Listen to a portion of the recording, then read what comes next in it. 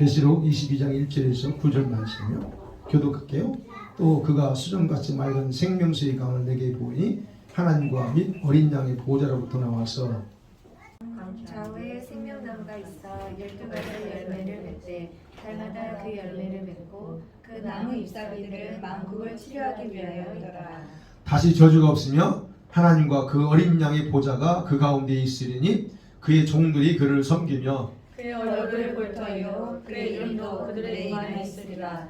다시 밤이 없겠고 등불과 햇빛이 쓸데없으니 이는 주 하나님이 그들에게 비추심이라 그들이 세세토록 왕노릇하리로다. 또 그가 내게 말하기를 이 말은 신실하고 참된지라. 주 곧 선지자들의 영향 하나님이 왜 종들에게 반드시 속해 되어질 일을 보이시려고 그의 천사를 보내셨도다. 보라 내가 속히 오리니 이 두루마리의 예언의 말씀을 지키는 자는 복이 있으리라 하더라. 이것들을 보고 들은 자는 나 요한이니 내가 듣고 볼 때 이 일을 내게 보이던 천사의 발 앞에 경배하려고 엎드렸다. 같이 읽습니다. 그가 내게 말하기를 나는 너와 내 형제 선지자들과 또 이 두루마리의 말을 지키는 자들과 함께 된 종이니 그리하지 말고 하나님께 경배하라 하더라. 아멘. 예, 오늘 말씀은 완전히 회복된 하나님의 나라라고 하는 제목으로 말씀을 나눕니다. 자, 요한계시록 드디어 이제 마지막 부분을 봅니다. 성경 66권이죠. 66권을 통해서 볼 때 계시록은 마지막 결론을 성경의 결론을 기록한 책입니다. 그리고 특별히 21장과 22장은 요한계시록의 결론이기도 합니다.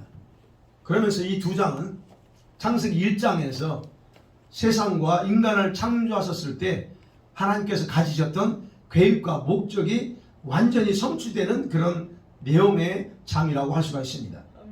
그래서 이 두 장은 성경 전체의 결론이라고 생각하셔도 됩니다.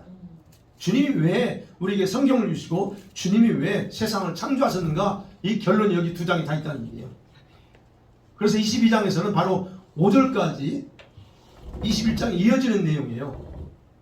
예, 21장에서 계속 이어지는 천국의 그 영원한 모습, 그 모습을 묘사하고 있고, 그 다음에서 6절부터는 이제 우리에게 마지막으로 주님이 당부하면서 소망을 당부하고 그러면서 경고도 하는 내용이라 우리가 볼 수 있습니다. 그래서 성경을 끝을 맺습니다. 자, 그래서 사실 22장은요 간단하게 그냥 일반적으로 하는 것처럼 간단하게 이거 이런 식으로 개요식으로 흩어보고 넘어가도 뭐 무리 없습니다. 왜? 너무 쉬운 내용이니까. 그런데 제가 오늘은 저는 그러지 않고 오늘하고 다음 주 이 두 주간 하면서 조금 상세하게 살펴보아야 될 부분이 있다고 생각해서 그래서 오늘하고 다음 주 하면서 계시록을 마치려고 합니다. 첫 번째로 이 내용을 요약해 볼게요. 여러분, 사도 요한이 지금 천사에 의해서 내가 어린 양의 신부 보여줄게 라고 하면서 지금 새 예루살렘을 보여줬습니다. 그 새 예루살렘을 보여주는데 아주 클로즈업에서 가까이 보겠다고 그랬어요. 그리고 처음에는 그 성을 보여줬을 때 어땠습니까? 성 외부를 보여줬습니다. 외부를 중심으로 해서 보여줘요. 그래서 구조물이 뭐였는지 그 특성이 12보석으로 되어 있고 뭐 이런 것도 상세하게 보여주고 요한은 그걸 기록했습니다. 그런데 21장 읽어보면서 제가 그건 언급 안 했어요. 뭐냐면 이 성의 사이즈를 얘기했습니다. 성의 사이즈가 2200km 사이즈예요. 근데 이 성의 크기는 요한이 측량한 게 아니었어요. 사실은 천사가 직접 측량했는데 그 측량의 크기를 뭐라고 표현했냐면 이건 사람의 측량, 즉 사람이 사용하는 측량의 근거에서 천사가 측량했다는 것, 즉 우리식으로 2200km라는 얘기예요. 그러니까 이게 좀 달라요. 그 다음에 천사가 이제 좀 더 깊이 들어와서 성의 내부를 보여줍니다. 성의 내부에 들어오니까 뭐가 있습니까? 성전도 없어요. 해도 없고 달도 없습니다. 근데 너무 밝아요. 그리고 보니까 구원받은 만국의 백성들이 그 성에 왔다 갔다 하면서 그 다음에 이 천국의 여러 지역을 통치하는 왕들이 자기가 가지고 있는 영광을 가지고 영원한 진주문 천국을 들어와서 예배하는 모습도 봅니다. 그래서 그걸 기록합니다. 그리고 나서 그 다음으로 보여준 게 바로 오늘 1절에서 5절까지입니다. 저는요 이걸 보면서 제가 이 22장을 영적으로 해석하지 않고 문자적으로 그대로 해석하고 제가 설교할 거예요. 여러분 우리가 지금 읽은 이 천국 있잖아요. 21장과 22장은 영원한 천국이라고 그래요. 또는 새 예루살렘 성, 또는 아버지와 어린 양과 신부들이 사는 집이라는 거예요. 제가 20장 설교할 때 그랬죠. 그리고 그 크기가 2200km예요. 보통 작은 게 아닙니다. 아니 보통 큰 게 아니에요. 어마어마하게 커요. 정사각형으로 되어 있어요. 도시가. 근데 문제는 여러분 오해하시면 안 되는 게 오직 이곳만이 천국을 의미하지 않는다는 거예요. 천국 가면 요것만 2200km 되는 이것만이 여기만 천국이라고 생각하면 안 된다는 얘기예요. 이곳은 제가 표현했어요. 천국이라고 하는 우주의 행정 중심 도시다라고 제가 표현했습니다. 행정 중심 도시. 주님은 이곳을 영원한 천국이라고 그래요. 그러면 생각이죠. 왜 여기가 중요하냐는 거예요.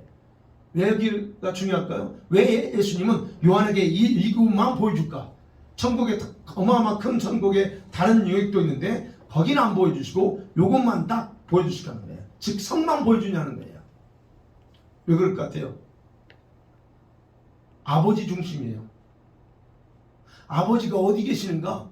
우리가 그렇게 바라고 경배해야 되고 거룩하게 해야 될 그분이 어디 계시냐라는 부분이에요.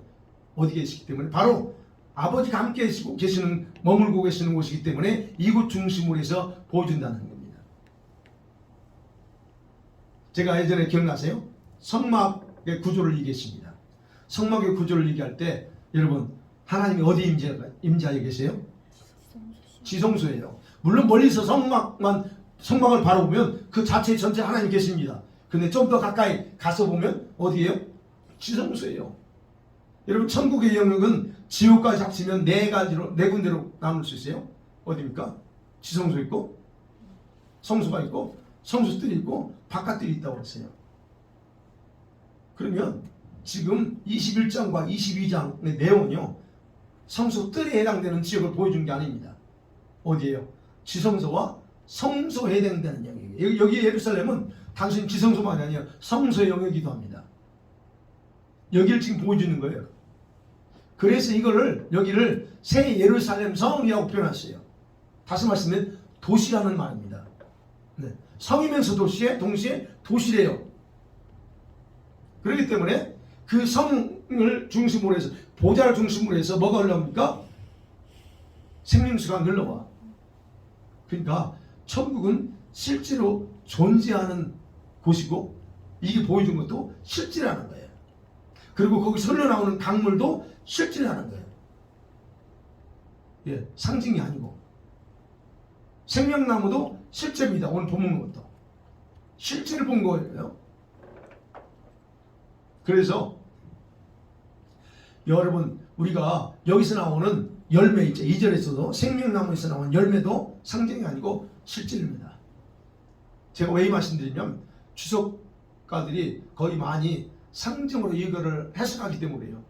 주석가뿐만 아니라 목사님들은 일부 목사님들은 자꾸 이걸 상징적인 길로 해석하기 때문에 제가 그걸 얘기하는 거예요. 만일에 상징으로 해석해버리면 뭐냐면 이 생명수는 어떻게 해석하는 줄 아세요? 생명수는 주님이야. 왜 주님일까요? 요한복음에서 4장에서 그 대낮에 물 길러 온 여인한테 내가 생수 줄게 그래요. 생수가 뭐예요? 자기예요. 그리고 성령이야. 그러니까 생명수는 다른 게 아니라 실제가 아니고 예수님을 상징하고 성령을 상징한다고 그래요. 물론 지금 우리에게는 예수님이 생명수입니다. 그러나 이곳에 가서는 그게 아니에요. 또는 생명나무가 뭐냐? 이렇게 해석할 때 뭘까요? 생명나무 어떻게 해석할까요? 생명나무는 하나님과 교제의 삶에 누리는 데 있어 이거는 생명나무 열매 먹잖아요. 그건 영원한 교제의 삶, 주님과 영원히 나누는 어떤 교제와 같은 걸로 자꾸 그렇게 해석해요. 여러분 그렇게 되면 천국의 실체가 사라져요. 천국의 실체가 요한에게 천국을 보여주는 의미가 희석되고 만다는 거예요. 지금 주님은 진짜 천국을 보여줬는데 이거를 진짜로 받아들이지 않게 된다는 얘기예요. 여러분 요한이 본 거, 그래서 보죠. 보좌로부터 생명수 흘러나옵니다. 네. 그 가운데 근데 그 도시 중앙이라고 했어요. 외곽이 아니고 도시 중앙에 생명수가 흘러나온다. 자, 이 구절을 해석하면서 학자들이 제일 먼저 적용하는 건 에스겔서 47장입니다. 이 생명수강이 흐른다고 하는 거 1절 말씀을 할 때는 에스겔서 47장이에요. 에스겔이 환상을 봅니다. 어떤 환상이에요? 보는데 성전 문지방에서 물이 쭉 흘러나옵니다. 불이 흘러나오는데 적게 나오는 게 아니에요. 어마어마하게 흘러나와서 바다를 덮습니다. 어느 바다? 사해 바다. 지금 실제 사해 바다를 흘러가서 사해 바다가 다 죽어 있잖아요. 생물이 다 죽어 있습니다. 그 죽은 물을 살려냅니다. 그래서 성전에서 흘러나오는 물은 살리는 생명을 살리는 그런 물이라고 그렇게 해석합니다. 맞습니다. 자, 그런데 이 구절의 근거에서 학자들은 이 생명수가 뭐냐 할 때 네 가지로 해석하는 거예요. 저는 그 네 가지를 얘기 안 합니다. 의미가 없으니까 굳이 할 필요 없어요. 그러나 생명수의 핵심은 뭐냐? 어찌됐든 생명을 살리는 물이라는 것만 우리가 이해하면 돼요. 생명 살리는 물이에요. 근데 생명수가 흘러나오는 하나님의 보좌는 우리가 기억죠? 20장 11절에 보면 하나님이 보좌에 앉으게 했습니다. 여기 앉으셔서 뭐 하셨어요? 심판합니다. 그러니까 이 하나님의 보좌는 불신자들에게는, 악한 자들에게는 무서운 심판의 자리예요. 그런데 하나님의 백성들에게는 이 생명의 강물을 흘려보냄을 통해서 회복시켜주고 살리는 생명의 보좌, 축복의 보좌가 되는 겁니다. 바로 거기서 물이 흘러나와요. 자, 이 생명수에 대해서 1절에 같이 한번 볼게요. 뭐라고 기록하고 있는가? 시작. 또 그가 수정같이 맑은 생명수의 강을 내게 보이니 하나님과 및 이 생명수 강물의 수질이 어떻게 표현되어 있어요? 생명수의 상태가 어제 수정같이 맑대요. 수질이 우리가 지금 마시는 물하고 차원이 달라요. 수정같이 맑습니다. 근데 이 물을 마시면 영원히 목마름을 느끼지 않는다는 얘기예요. 그리고 이 물을 목마른 자에게 누구에게나 주님이 값없이 준다. 21장 6절에서 말했죠. 내가 생명수 생물을 목마른 자들에게 값없이 주리니 그랬습니다. 자, 이 생명수 생물은 누구에게나 줘요. 다 마실 수 있습니다. 자, 그래서 이 생명수는 천국의 전 지역에 흘러가서 목마른 자들이 마시며 그럼을 통해서 그들이 느끼는 영혼의 갈증을 해소하게 됩니다. 이러한 영원한 천국의 모습과 상태를 보고 에덴 동산에서의 하나님 나라 회복이라고 말할 수밖에 없는 거예요. 여러분 창세기 2장 목요일날 봤죠? 창세기 2장에 등장한 에덴 동산 아시죠? 에덴 동산의 상태 우리가 알죠? 2장 10절에 보면 창세기 2장 10절에 뭐가 있어요? 동산에서 강이 흘러나옵니다. 어디 시점에 흘러나오는지 그 기록은 없어. 단지 동산에서 흘러나와서 동산을 더 흠뻑 적신대요. 그 기록되어 있어요. 흠뻑 다 적십니다. 그리고 나서 거기서부터 강물이 네 갈래로 흘러나가요. 기온강, 비손강, 티그리스강, 유브라데강 이렇게 강물이 흘러간대요. 그래서 전 세계가 아니지. 그 지역을 전부 다 흘러갑니다. 근데 오늘 이 영원한 천국에서는 뭐가 있습니까? 이 생명수의 강물이 보좌에서 흘러요. 그리고 동산에 이 전체를 다 덮고 이 외곽으로 흘러간다는 얘기예요. 그 다음에 에덴 동산에는 중요한 선악과가 있었어요. 그리고 동시에 생명나무 열매도 있어요. 생명. 2장 9절에 보면. 근데 이 영원한 천국은 뭐가 있어요? 뭐만 있어요? 오직 생명나무만 존재합니다. 선악과라는 존재가 없어요. 이 생명나무를 생각해야죠. 생명나무는 인간이 타락하니까 주님이 지상에서 감췄어요. 그렇죠? 감춰버렸습니다. 그리고 이 아담과 하와를 쫓아냈어요. 왜? 생명나무 열매 먹지 못하게 쫓아냅니다. 그런데 지금은 이제 영원한 천국에서는 그 감췄던 생명나무를 이제는 누구나 와서 먹을 수 열매를 먹습니다. 그 안에 있는 사람은 먹어요. 그렇지만 공개했다는 거예요. 이제는 그 영원한 천국에 사는 사람들은 왔다 갔다 할 수 있는 사람은 다 먹을 수 있도록 공개합니다. 그러니까 거기서는 더 이상 선악과가 필요 없는 이유가 뭡니까? 백성들은 영원히 살아요. 그리고 아버지 그리고 어린 양 대신 그분만 온전히 순종하고 순종을 통해서 그분을 반응하며 살 것이기 때문에 더 이상 너 이거 먹지 마, 이거 할 그런 그게 필요 없다는 얘기죠. 그 다음에 창세기 3장에서는 타락했습니다. 타락하니까 어떻게 돼요? 동산에 그 아름다웠던 동산에 저주가 임합니다. 그리고 동산에서 아담 하와를 쫓아내죠. 그런데 오늘 에덴 동산이 아닌 이 영원한 천국에서는 어떻습니까? 더 이상 저주가 없대요. 3절에 다시 저주가 없으며 그랬습니다. 그리고 더 이상 쫓겨날 일도 없어요. 여기 보니까 3절에 어린 양의 보좌가 그 가운데 있으니 그의 종들이 멀리 쫓아내는 게 아니고 그 종들이 그 앞에서 섬깁니다. 그리고 4절도 그의 얼굴을 봐요. 이렇게 되는 흩어지지 않습니다. 영원히 거기서 섬깁니다. 이게 바로 에덴 동산의 모습과 비교해 볼 때 차이점이에요. 그러니까 그래서 제가 말씀드리는 게요. 특히 그래서 1절에서 5절까지는 이런 과거의 에덴의 그런 좋지 않았던 모습을 그대로 다시 회복함을 통해서 원래 하나님의 창조 계획이 무엇이었는가를 우리에게 이해할 수 있게 해준다는 얘기예요. 이걸 보면 왜 하나님이 세상을 창조했지? 그리고 에덴 동산을 만들었고 이런 것이 나온다는 겁니다. 그렇다면 여러분 에덴 동산이 실제라고 믿는다면 이는 본문에 나오는 이 천국의 상태도 상징이 아니고 그대로 실제라고 하는 것을 우리가 다시 한번 잊어서는 안 됩니다. 그 다음에 두 번째 보면 이제 생명나무에 대해서 봐야죠. 생명나무의 효력이 뭐냐 하는 겁니다. 생명나무가 생명강물 성읍 중앙에 설르고 양쪽에 그렇죠? 양쪽에 생명나무가 자란대요. 근데 거기 보니까 12가지 열매를 맺어요. 근데 성경에 보니까 자세히 보면요. 그 생명나무가 얼마나 많냐 그런 거 기록 안 됐고요. 그 다음에 얼마나 많은 열매를 맺는지도 요한은 기록하지 않았어요. 단지 그 나무는 살아있고 생명나무가 살아있는데 12가지의 열매 각각 다른 12가지 열매를 맺는다. 그리고 그 열매가 달마다 틀이 돼요. 즉 거기에도 절기 또는 달이 존재한다는 정보를 제공해 주는 겁니다. 2절에 그랬죠? 12가지 열매를 맺으며 달마다 그 열매를 맺고 그랬어요. 자, 이 부분을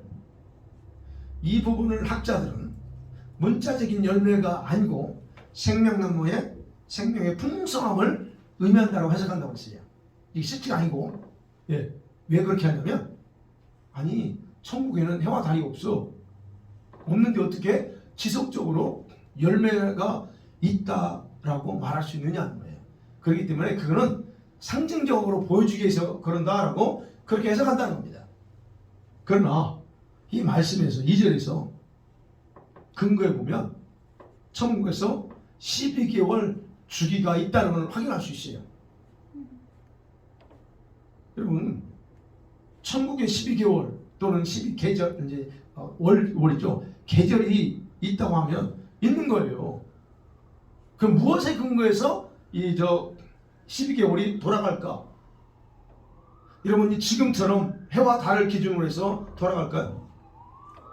우리는 지금은 그 달을 중심으로 하죠. 달 중심으로 돌아갑니다.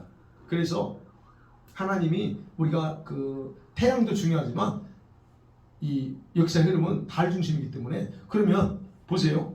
여기도 어쨌든 달마다 하는 거 뭡니까? 12가지 1월달 2월달 있다는 얘기예요. 그러면 생각해 봐야죠. 하나님의 보좌가 있는 영원한 천국에는 하나님의 영광을 비춰요. 그리고 해와 달이 없대요. 그건 분명히 맞아요. 근데 그럼에도 불구하고 12개월이란 절기가 존재해. 그럼 우리가 여기서 생각해야 될 건 뭐냐면 천국은 이곳과 다르잖아요. 그렇다면 이것과 다른 시스템으로 12개월이 돌아간다라고만 우리가 생각할 필요가 있다는 얘기예요. 성경에서 말하고 있지 않기 때문에 우리는 이 절기가 있긴 있구나 하는 거. 그런데 나중에 천국 가서 한번 여쭤봐야죠. 어떻게 그런 거야? 네, 그거는 알아봐야겠죠. 그리고 이제 그 부분에 있고, 그 다음에 여기서 생명나무의 중요성이 뭔가를 알려줍니다. 예. 그 나뭇잎이 모든 민족들을 치료하는 약재로 사용된다라고 말합니다. 그렇죠? 열매를 맺고 그 남은 잎사귀들은 만국을 치료하기 위해 있더라 그랬어요. 우리가 여기서 또 생각해야 돼요. 이 천국은 환상적인 내용이잖아요. 생명나무가 있어. 그래 이 부분에 이해하는데 어렵지 않아. 근데 한 가지 또 풀어야 될 단어가 나와. 그거 뭐예요? 치료. 그것도 만국을 치료한대요. 도대체 이걸 어떻게 이해해야 될까요? 이 치료라고 하는 단어만 보면 그러면 천국에서도 병들고 아픈가? 이런 생각을 그냥 자동적으로 할 수 있어요. 어떨까요? 천국에서. 근데 천국은 그런 것이 아니라고 했어요. 21장 4절에 그곳은 아픈 것이나 곡하는 것이나 애통하는 것이 없다 그랬어요. 그렇다면 이걸 어떻게 우리가 이해해야 돼요? 두 가지예요. 첫 번째 21장 4절 말씀을 정확하게 이해해야 돼요. 무슨 말이냐면 지금 4절 21장 4절에서 말하고 있는 이곳은 아버지의 장막이 함께 머물고 있는 곳이라는 거예요. 그 지역에 해당된다는 얘기입니다. 물론 천국 어디든 애통하는 거 아픔은 존재하지 않아요. 그건 사실이에요. 왜요? 왜 존재하지 않냐면 우리 몸은, 우리 성도들의 몸은요 부활의 몸이에요. 영혼의 몸을 가지고 있어요. 그러면 이 부활의 몸은 절대 아프거나 죽을 몸이 아니에요. 지금과 전혀 다른 몸이라는 거예요. 그렇기 때문에 일단 어쨌든 거기는 아픔이나 죽음, 슬픔 이런 게 존재하지 않습니다. 그래서 그것은 21장 4절은 그곳이 아버지가 계신 곳이다라는 걸 이해하고, 그 다음에 두 번째로 이 말씀을 이해하려면 여러분 천국에 대해서 정확하게 아셔야 될 게, 천국은 이 영원한 천국이 아닌 다른 지역들은 영원한 천국과 상태가 약간씩 다르고 또 많이 다른 지역이 따로 있다는 거예요. 무슨 말씀 이해가 되시죠? 그럼 이 말씀은 영원한 천국에서 바로 이 생명수와 열매를 마음껏 먹을 수 있는 사람들에게만 해당되는 것이 아님을 알 수 있다는 얘기예요. 분명히 여기서도 그렇죠? 21장 24절에 만국이라는 단어 나와요. 26절에 만국이라는 단어 나왔고 여기서도 만국을 치료한다고 했어요. 그러면 이 만국이 뭐냐는 거예요. 만국 백성. 그럼 이 만국 백성들이 어디서 살고 있냐냐? 이 만국 백성이 다 지금 여기 영원한 천국에 사느냐? 아니요. 바로 그걸 우리가 알아야 됩니다. 그렇다면 이 지금 영원한 천국에서는 아픔과 슬픔이 없어요. 목마름이 없어요. 다시 그 모든 걸 한꺼번에 다 누릴 수 있으니까. 그러나 그 외 지역으로 나갔을 때는 다르다는 얘기예요. 그래서 분명한 것은 생명나무의 잎은 치료하는 약재라고 기록하고 있고, 그래서 우리는 그대로 받아들여야 됩니다. 그렇다면 이제 누군가에게는 이 말씀 보면 누군가에게는 이 약재가 필요하구나 라는 것을 우리는 그냥 이해하시면 돼요. 그래서 치료라고 하는 단어를 몸의 질병으로 한정해서 생각하면 안 된다는 얘기예요. 치료라는 회복시킨다는 얘기예요. 회복시키니까 새롭게 한다는 얘기예요. 그럼 누구가 그들이 누구냐는 거죠. 도대체 누구를 회복시켜야 돼요? 그럼 무엇을 치료할까요? 물론 우리가 여러분 그냥 굳이 알 필요 없으면 읽고 넘어가면 될 수 있습니다. 그런데 저 같은 사람은 성질이 꼬치꼬치 캐묻는 스타일이라 그래서 두 번 나누는 거예요. 치료가 도대체 누굴 치료해요? 알 필요는 없지만 이 부분에 대해서 제가 이 말씀 연구에다가 퍼뜩 생각난 게 있어요. 제가 읽었던 간증집이었어요. 그 어떤 목사님이 쓴 간증집. 그걸 제가 소개할게요. 지금은 돌아갔었어요. 그만에. 이분이 천국에 갔습니다. 천국에 갔는데 지금 여기 이 천국이 아니고 전혀 다른 지역을 주님이 보여주는데 이건 천국이라고 할 수 없는, 그러니까 본인이 생각한 상상한 지역이 아닌 걸 보여준 거예요. 회색지대 같은 희한한, 거기 가보니까 학교도 있고 병원도 있고 배도 다 있다는 얘기예요. 이 말씀도 있고 다 있더래요. 그래서 주님께 여기가 천국 맞아요? 물어봐요. 맞죠? 그럼 이제 보여주면서 그래요. 주님이 천국인 천국에서 뭐 이런 상황 좋은 상황 얘기하면서, 근데 그때 이제 여러 가지를 설명하면서 이제 이 목사님이 번뜩 생각나는 게, 누가복음을 쓴 누가가 보고 싶다는 생각이 드는 거예요. 예, 누가는 누가복음 누가가 썼잖아요. 누가의 직업이 뭐예요? 의사잖아요. 그래서 번뜩 생각났어. 근데 생각났는데, 이게 천국은 그렇대요. 생각만 해도 바로바로 이렇게 돼버리니까. 근데 이 누가가 처음 만난 거예요. 근데 누가 보는데 대머리 모습이더래요. 예, 그 모습 그대로죠. 젊었을 때 그 모습 그대로. 그래서 이제 누가를 만나가지고 이 목사님 대화합니다. 만나가지고 반가우니까 저는 누가복음을 제일 좋아합니다라고 얘기해요. 근데 이제 누가가 어디서 왔냐면 바로 지금 이상한 그 휴색지대 같은 데서 온 거야. 아니 왜 거기서 오냐고 물어봐요. 그리고 이제 누가가 말합니다. 사람들을 치료하고 왔어. 얘기합니다. 치료? 우리가 생각할 때 거기는 아픈 사람이 고는데 무슨 치료예요? 그러면 여기도 아픈 사람이 그 병원도 있어요? 병원이 필요하지 않지. 필요하지도 않고 치료도 필요 없어. 그런데 사람들이 이 회색지대에 사는 사람들이 가끔, 저 지역에 사는 사람들이 가끔 병원을 찾는단다 그래요. 병원. 그 병원 오는 것은 사실은 우리 인간적으로 아파서 오는 게 아니고, 그들이 영혼이 갈급할 때, 그 영혼이 뭔가 갈급하고 할 때 그들이 찾아오는데, 그때 내가 그 영혼을 치료해 주는 거야 라고 얘기합니다. 그러니까 이 대화를 하면서 닥터 누가가 이제 의사들이 쓰는 주사를 쫙 보여주는 거예요. 보여주면서 이분이 또 놀랬죠. 아니 천국에 무슨 주사가 있어? 이게 묻는 거예요. 왜 주사기예요? 이거는 이 주사기를 통해서 그런 사람들 오면 그걸 통해서 이제 주사를 준다는 얘기예요. 그 주사 내용이 다 이름이 써 있어요. 우리가 흔히 말하는 찬양의 주사, 기쁨의 주사, 뭐랄까요, 평강의 주사, 아니면 지혜, 우리가 흔히 할 수 있는 그런 주사래요. 그래서 이 사람에게는 지혜가 필요해. 그러면 지혜 주사를 준다는 거예요. 그러면 이게 다시 흐려졌던 지가 돌아오고 이런다는 거예요. 네. 그리고 천국에 온 사람들이 막 예를 들어서 오늘 누군가 죽으면 천국 갔잖아요. 근데 그 천국 막 온 사람들이 거기서 이제 교육을 받는데요.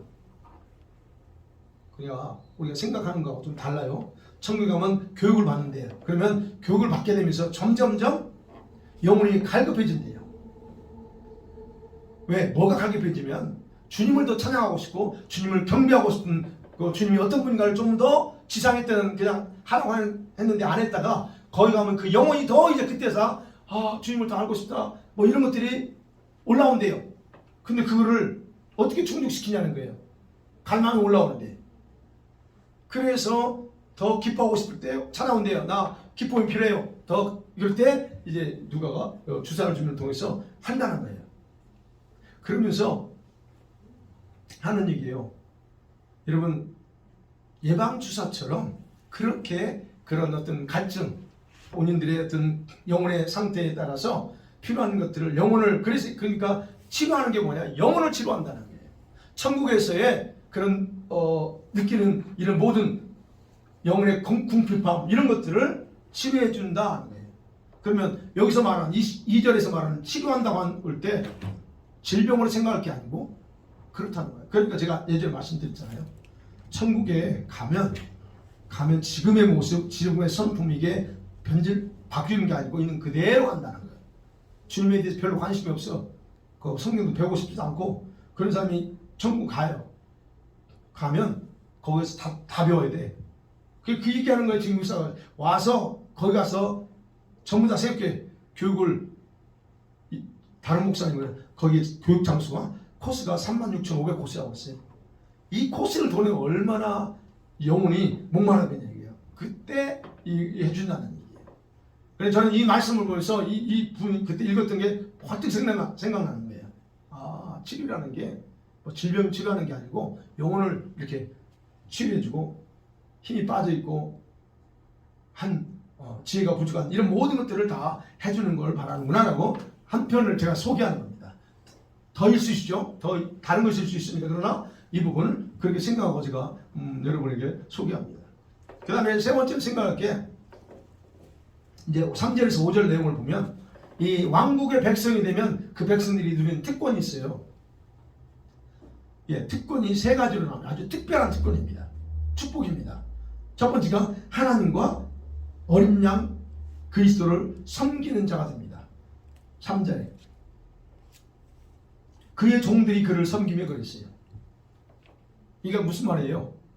그분의 가까이에서 보좌에 계신 그분 가까이서 항상 그분의 얼굴을 뵙고 종으로서 예배하며 섬긴다는 그런 말입니다. 그분 얼굴은 누가 봐요? 종이 보는 겁니다. 백성들이 다른 지역에 사는 그런 백성들이 예수님 얼굴 보기 쉽지 않아요. 주님이 가서 이렇게 방문하지 않으면. 근데 여기서는 항상 얼굴을 뵙고 그분을 언제든지 예배하고 섬길 수 있는 그런 특별한 특권이다. 그 다음 두 번째 4절에 보니까 그의 얼굴을 볼 때요. 그 다음에 그의 이름도 그들의 이마에 있으리라 그랬어요. 예수님의 이름이 이마에 새겨집니다. 그 말은 무슨 말이에요? 소속이 남다르게 구별되어 있다는 얘기예요. 여기에 들어간 사람들은 3장 12절에 예수님이 빌라델피아 교회에게 얘기합니다. 이기는 자에게는 내가 나의 새 이름을 내 이마에 기록하리라. 그러니까 예수님의 새 이름을 이마에 새기는 걸 통해서 천국의 다른 백성들과 구별하신다는 얘기예요. 다 모든 사람이 이마에 이름 기록하지 않습니다. 이긴 자들만 이름이 기록돼요. 네. 그러니까 천국에서도 이 땅에서의 삶과 관련돼서 명확하게 저와 여러분의 위치와 자격이 정해진다는 거예요. 그러니까 목사니까 더 높은 자리 이게 아니고 어떻게 살고 어떻게 줄을 해서 헌신했느냐에 따라서 달라진다는 거예요. 그 다음에 세 번째가 5절이죠. 5절 하반절에 그들이 세세토록 왕노릇하리라 그랬어요. 왕노릇하며 살게 된대요. 이 사람들이 바로 성 밖에 있는 사람들이 아니고 이 안에 있는, 물론 그 사람들 영혼 살아요. 그러나 왕노릇하는 사람들은 이 성 안에서 있는 사람들. 그럼 왕노릇은 스스로 되는 게 아닙니다. 예수님과 함께 이루어지는 통치 사역이에요. 주님이 그런 걸 주십니다. 이 말씀을 예수님이 하셨잖아요. 이기는 자에게는 내 보좌에 함께하고 그랬어요. 12제자에게 말합니다. 너희가 나중에 내 보좌에 앉아서 같이 심판한다고 했어요. 그러면 결국 이렇게 예수님이 말씀하셨던 것을 성취하는 것을 보여주는 거예요. 아, 여기서 왕노릇 하는구나 보여주는 겁니다. 통치자의 반열에 서는 사람들 또는 주님의 보좌에 함께 앉은 자들이 누리게 되는 영광입니다. 자, 이상과 같은 어떤 특권은요, 영원한 천국에 들어갈 그런 사람들에게만 해당되는 거지, 성소들에 해당되는 천국의 다른 영역에 들어간 자들에게 해당되는 게 아니에요. 그래서 이 부분을 정확하게 우리가 이해해야 됩니다. 마지막으로 6절에서 이제 네 번째 생각할게요. 여기서 또 우리 주님이 이제 계시를 마치면서 말하면 계시가 누구로부터 왔느냐, 계시의 출처가 뭐고, 그 다음에 주님이 약속된 축복을 약속합니다. 여러분 5장에서 아버지 보좌의 오른손에 손에 두루마리가 있었어요. 두루마리 있고 이제 그게 인을 젖었습니다. 그러니까 요한이 보니까 이 두루마리를 취해서 이 인을 뛸 사람이 없는 거예요. 그래서 요한이 울죠. 그러니까 이제 장로 중에 한 사람이 울지 마라. 어린 양 유다의 지파. 예, 다윗의 뿌리가 이겼으니 그가 뜰 거다 얘기했잖아요. 그러면 생각해 보세요. 요한이 그것을 얘기하고 있는 것은 요한에게 준 이 계시가 출처가 누구인가를 정확히 알려주는 거예요. 누구로부터 왔어요? 아버지 보좌로부터 나왔다는 얘기예요. 그런데 여기서 지금 또 그걸 확인시켜 줍니다. 6절이 그 내용이에요. 이 환상은 뭐냐? 구약 선지자들에게 예언의 영을 통해서 하나님이 계시해 줬습니다. 메시지를 줬어요. 그래서 선포하게 했습니다. 그 하나님이 동일하게 지금 요한에게도 계시해 준다는 거예요. 어떤 계시? 반드시 속히 되어질 일들을 보여주려고 특별히 허락한 것이다 라고 6절에서 얘기하는 거예요. 그래서 보냈다라고 얘기합니다. 여기서 다시 한번 그래서 생각해야죠. 이 환상의 내용들의 특징이 뭡니까? 반드시 속히 될 일이에요. 4장에서 있죠. 4장 1절에서 장차 되어질 일을 내가 보여줄게 하면서 요한을 천상으로 올라오라고 그래 초청하죠. 근데 지금 여기서 마지막 부분에서 또 얘기합니다. 반드시 속히 될 일이에요. 그러니까 계시록은 여러분 요한이 이 계시록 기록하는 시점에 볼 때는 요한에게는 미래일이에요. 그렇죠? 근데 지금 오늘 21세기에 사는 오늘 우리 입장에서 어때요? 여러분 마지막 때 세상 끝을 기준으로 보면 어느 때냐? 우리에게도 물론 미래의 일이에요. 근데 그 미래가 먼 미래가 아니에요. 대열란의 전후 일어날 일이 바로 마땅히 될 일이에요. 그렇다면요.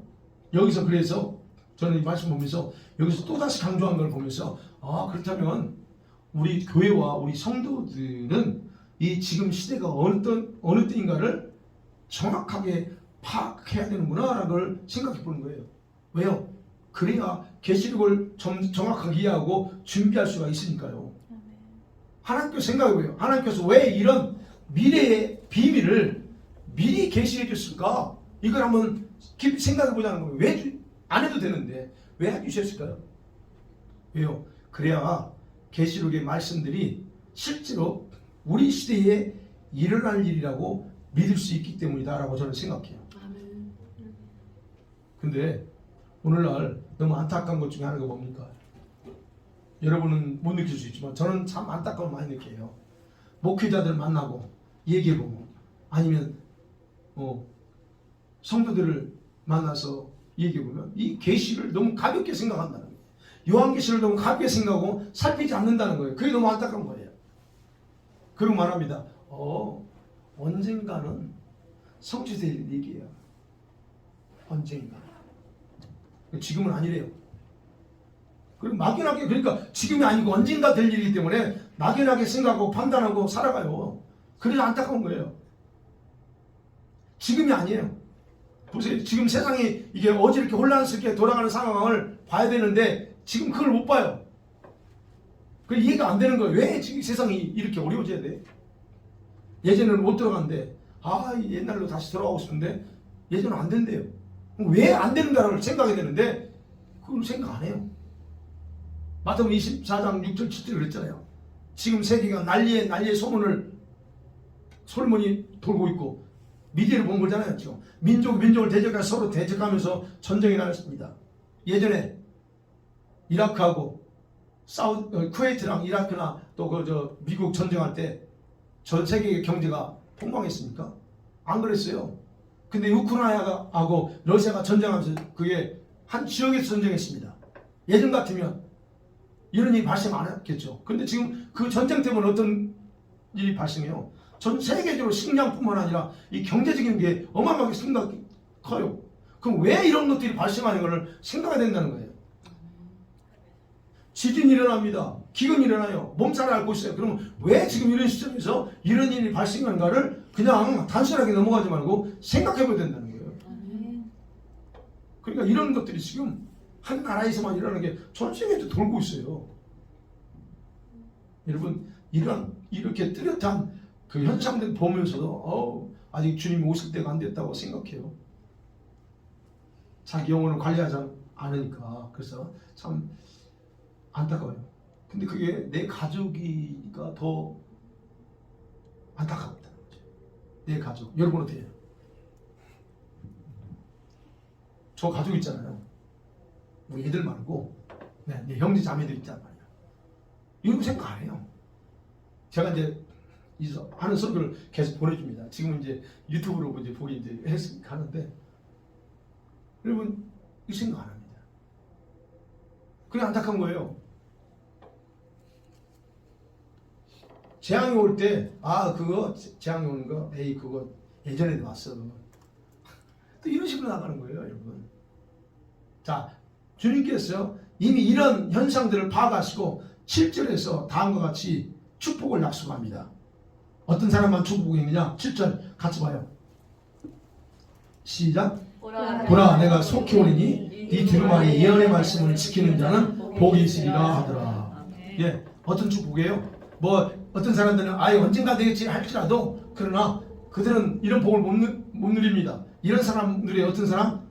이 예언의 말씀, 이 두루마리의 기록, 요한이 기록하는 이 예언의 계시록의 예언의 말씀을 지키는 자는 복이 있다는 거예요. 다시 말씀드리면 모든 교회 다니는 종교인들이 아니라 진짜 참 성도 해당되는 성도들에게만 복이 있다는 얘기예요. 여러분 지금 종교인들이 얼마나 많은지 모릅니다. 종교인들은 종교 생활을 통해서 자기가 구원받았다고 얘기해요. 여러분 종교인은 절대 구원 못 받습니다. 종교인들이 구원받았으면 바리새인들이 다 구원받아야 돼요. 근데 바리새인들이 구원 못 받았다면 종교인들은 구원 못 받습니다. 이렇게 살아요. 이 사람들이 세속적인 일을 하는 사람, 세속적인 교인들 어떻게 합니까? 세상 수에 취해가지고 자기가 대원 안에서 어떤 일을 당할지 전혀 생각 못하고 현재 삶을 즐겨. 답답한 거죠. 안타깝고. 그러면서 뭐라고 그래요? 다 예수 믿는 사람이에요. 나 하나님의 자녀예요. 예수 믿고 주님 나 얼마나 사랑하는데. 네, 사랑하시죠. 그런데 여러분 그들이 말해요. 현재는 내가 지금 조금 엉터리여도 주님이 나를 반드시 그런 환난에서 나를 건져주고 나를 구원하실 거야. 예, 맞습니다. 주님은 그렇게 하실 겁니다. 근데 문제는 주님이 그렇게 하셔도 문제가 뭐예요? 그들이 구원 못 받을 수 있는 문제는 뭐냐? 주님이 구원을 안 해줘서 문제가 아니라 주님이 구원의 손길을 내밀어도 본인 스스로 그 손길을 거부하게 된다는 게 문제라는 거예요. 주님이 버리지 않습니다. 어떻게든 그를 건지려고 합니다. 근데 본인이 거부해 자꾸. 그게 문제예요. 자, 이 말씀을 그래서 우리 자신 나 스스로에게 정확하게 이해해야 돼. 이 말씀 나 자신을 위해서. 1절 3, 계시록 1장 3절에서는 예수님이 이렇게 있어요. 이 예언의 말씀을 읽는 자가 복이 있고 듣는 자가 복이 있다. 그 다음에 지키는 자들 복이 있다라고 기록합니다. 처음 시작할 때는. 근데 마지막 22장 마지막 끝날 때는 어떻게 말하고요? 오직 이 예언의 말씀을 지키는 자만 복이 있대요. 차이가 있어요. 그렇죠? 차이가 있습니다. 뭘까요? 무슨 차이예요? 여러분이 생각 안 할 것 같아서 제가 이 말씀을 풀어줄게요. 자, 처음에는 계시록을 읽고 듣는 자들에게 복이 됩니다. 여러분 처음 계시록 읽으면 왜요? 여러분 읽고 들으면서 자기가 뭘 해야 될까? 내가 뭘 해야 되지? 이거를 파악하고 자신을 준비할 수 있는 기회를 가질 수 있기 때문에 그 사람에게도 복이 있어요. 읽고 듣기만 해도. 그러나 이 마지막 시점에 왔어요. 지금 이 모든 걸 다 계주해 줬어요. 근데 마지막 시점에 왔어요. 여러분 읽고 듣고 하는 거 그것도 중요하죠?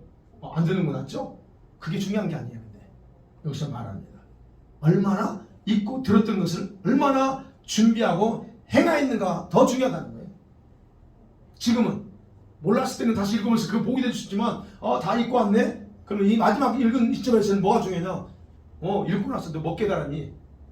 거기서 너 뭘 어떻게 해야 될지 뭘 알았냐 이게요. 그리고 거기에 맞춰서 얼마만큼 준비했느냐? 이게 중요하다는 거예요. 이게 바로 그렇게 지키는 자들만 복을 받을 수 있다는 얘기예요. 그래서 여기서 딱 한 사람만 나와요. 지키는 자들. 근데 여러분 또 이 부분에서 여러분이 고민 안 할까 봐 내가 안 할 거라고 여러분들 또 좋은 비밀 알려줄게. 계시록에서 마지막 때에 지켜야 될 예언의 말씀이 뭘까요? 여기 있잖아요. 이 두루마리 예언의 말씀이요. 예언의 말씀을 지키는 자잖아요. 대부분 다 우리에게 정보를 제공하잖아요. 이렇게 일어날 거다. 그래서 이럴 때 경고했던 것도 있죠. 이 예언의 말씀을 이렇게 그러면 실제로 계시록을 이렇게 딱 이렇게 보면 예언의 말씀을 지키고 해야 될 것들은 크게 두 가지밖에 없어요. 여러분 생각 안 하니까 내가 생각했다니까. 크게 두 가지예요. 간단합니다. 뭘까요? 짐승표 받지 마. 요게 첫 번째인데.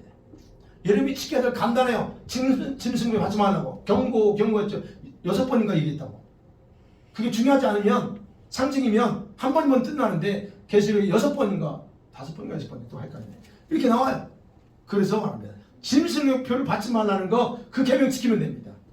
그 다음 또 하나. 짐승과 관련된 거예요.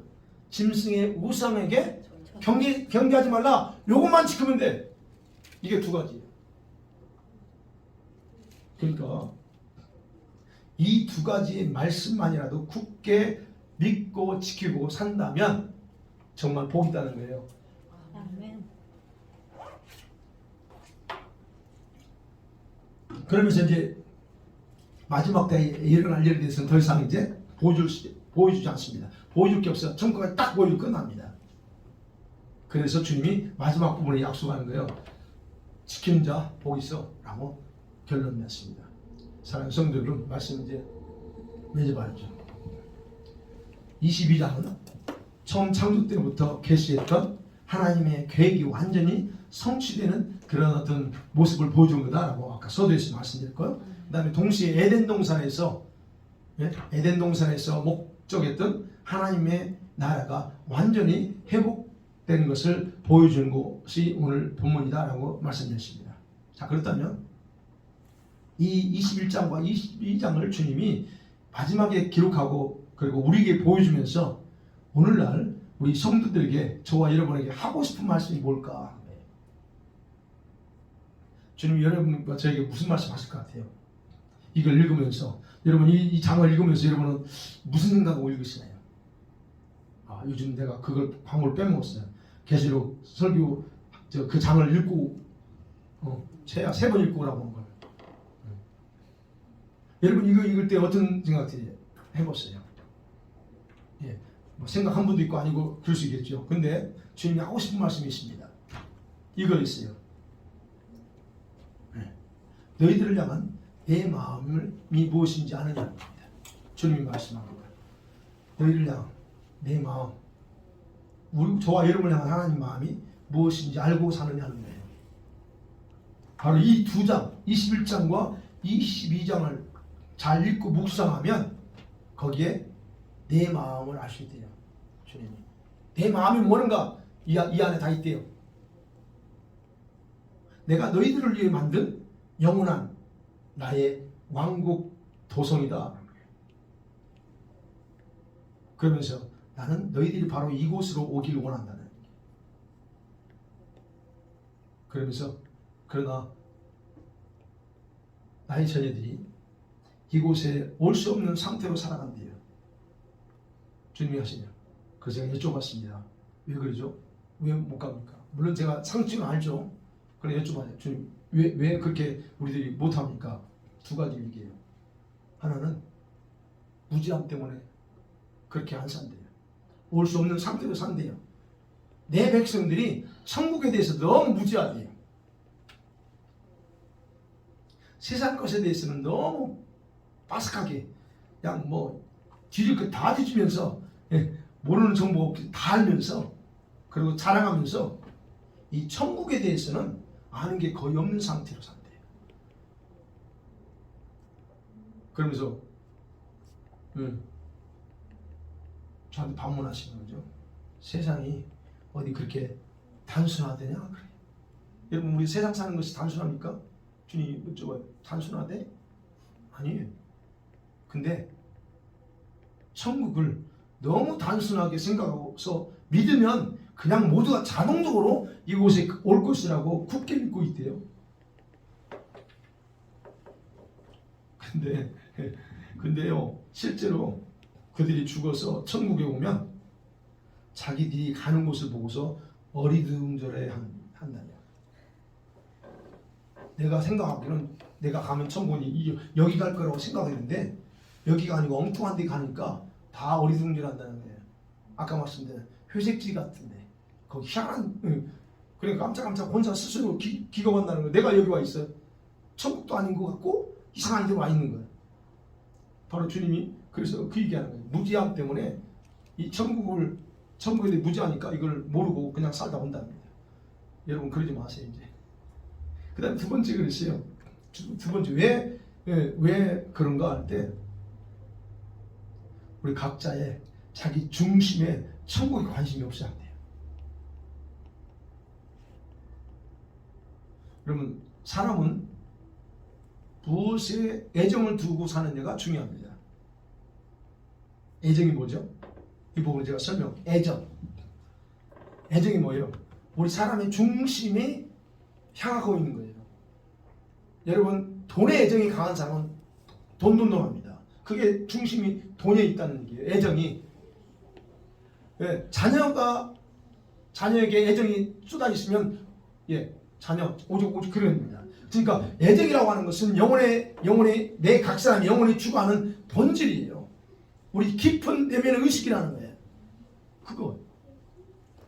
그러니까 나의 내면의 그 본질이 뭐에 지금 추구하고 있느냐를 봐야 된다는 거예요. 근데 주님이 하시는 말씀입니다. 사람들은 자기들의 중심 우물에, 그 영혼 깊은 우물에 세상의 온갖 쓰레기들 다 가득 채워놓고서 거기다가 나를 향한 마음을 함께 섞어 놓는데요. 그렇게 섞여게 되면 어떻게 해요? 잠깐 동안은 나에 대한 애정을 가진대요. 그러나 금방 세상 쓰레기들의 관심, 애정은 다시 쏟아버린대요. 그러니까 한순간 잠깐 번쩍이는 불빛처럼 하다가 그냥 사라져버립니다. 사실 맞아요. 저도 그랬습니다. 오직 주님만 사랑했지 하면서 한 일주일 가. 그러다가 또 언제 또 내가 가니까 다른 곳에 집중 가 있어. 여러분 그렇지 않아요? 나만 그러나? 네. 그건 맞아요. 그런데 주님, 그리고 언제 나에게 주님께 내가 언제 주님께 애정 가졌지? 마치 옛날에나 뭐 1년, 2년 전에는 가졌던 것처럼 그렇게 잃어버리고 산다는 거예요. 그게 바로 뭐가 문제냐? 우리 중심에 그게 문제라는 거예요. 그러면서 말씀하신 결론적으로 이렇게 살고 있는 자들은 내가 이곳으로 데려올 수 없대요. 이 영원한 천국은 나를 사랑하는 자들이 나와 함께 살 수 있는 왕국이다라고 결론 내리셨어요. 사랑하는 성도 여러분, 영원한 천국, 우리가 보고 있는 이 영원한 천국, 이건 우리 모두가 가야 됩니다. 아멘. 아멘. 그게 본향이 진짜 본향이에요. 이게 아멘. 히브리서에서 11장에서 말하는 아브라함이 바라보고 나왔던 본향이 여기에요. 아멘. 네. 주님이 이 천국의 광경을 보여주고 있는 거, 그건 우리를 위한 일하는 거예요. 지금 21장, 22장을 기록한 건 저와 여러분을 위한 거라는 거예요. 주님은 이곳에서 저와 여러분을 함께 살고 싶어 하고, 그래서 여러분과 저를 초대하는 겁니다. 이곳으로 와라 제발. 이곳으로. 그렇다면 이건 저의 결론입니다. 그렇다면 방법이 없어요.